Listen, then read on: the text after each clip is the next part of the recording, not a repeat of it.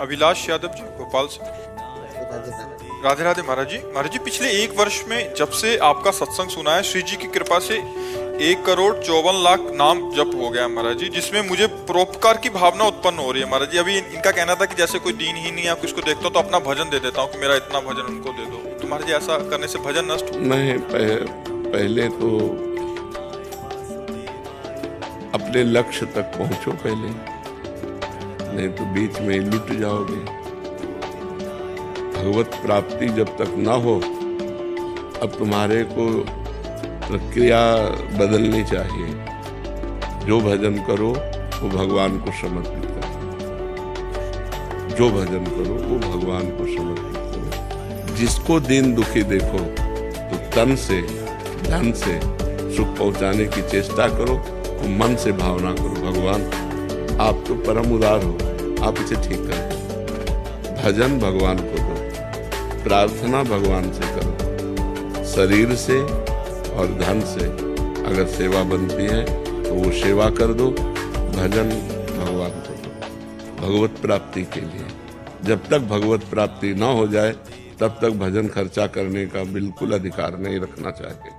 महाराज जी, उस समय मन बहुत द्रवित हो जाता है, तो तन से सेवा कर दो और मन से प्रार्थना कर दो। आपका भजन तो थोड़ा है ना, और भगवान अपार करुणा सिंधु हैं, तो हम प्रार्थना करते हैं कि भगवान इसके कर्म को आप नष्ट कर दो, इसको सुख प्रदान करो। हे भगवान, आप इसके दुख को दूर करो। ये तो हर भक्त विनय कर सकता है। तो विनय करना, शरीर से और धन से सेवा करना, भजन को भगवान के चरणों में समर्पित करना, वो सिर्फ भगवत प्राप्ति के लिए। हमारा जन्म साधन धाम मोक्ष कर द्वारा, हम भगवत प्राप्ति के लिए भजन करते हैं। दूसरी बात, सब में भगवान है, सब रूपों में भगवान है। तो जब कोई दुखी हो तो देखो भगवान दुख की लीला कर रहे हैं। तो हमसे जो बन सके हम तन मन धन से सेवा कर दें, लेकिन भजन भगवान को दें। भजन का फिर उससे लक्ष्य की प्राप्ति में बाधा पड़ती है। महाराज जी, विचार ऐसा आता है कि मैं तो और भजन कर लूंगा, लेकिन शाम तक जियोगे, आपको पता है क्या? शाम तक आप जियोगे क्या? ये कोई गारंटी तो है नहीं ना। तो पहले हम अपना कार्य करते मनुष्य जीवन का, पहले अपना कल्याण करें, अपने को भगवत प्राप्ति करें।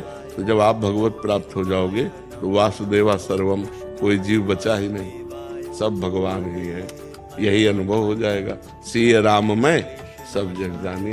तो नाटक मंच पर दुख सुख का नाटक कर रहा है, वस्तुतः वो परमात्मा है, ऐसा ज्ञान हो गया तो ये वृत्ति भी चली जाएगी। समझ रहे ना? असलियत में, परमार्थ में पहले तुम चढ़ो, तुम अध्यात्म को प्राप्त हो। तो जब तुम्हारा चश्मा बदलेगा तो सर्वम खलविदम ब्रह्म, सब ब्रह्म विराजमान है। तो दुख सुख का कोई खेले नहीं है। माया में दुख सुख है। जैसे स्वप्न में दुख सुख होता है तो जागृत में मिट जाता है, ऐसे ही जागृत का दुख सुख ज्ञान में मिट जाता है। जब आप ज्ञान को प्राप्त होगे, भगवान को प्राप्त होगे, तो न दुख है न सुख है। वही सच्चिदानंद परमात्मा स्त्री पुरुष रूप धारण किए हुए लीला कर रहा है, ऐसा अनुभव आएगा। तो अपने भजन को भगवान को समर्पित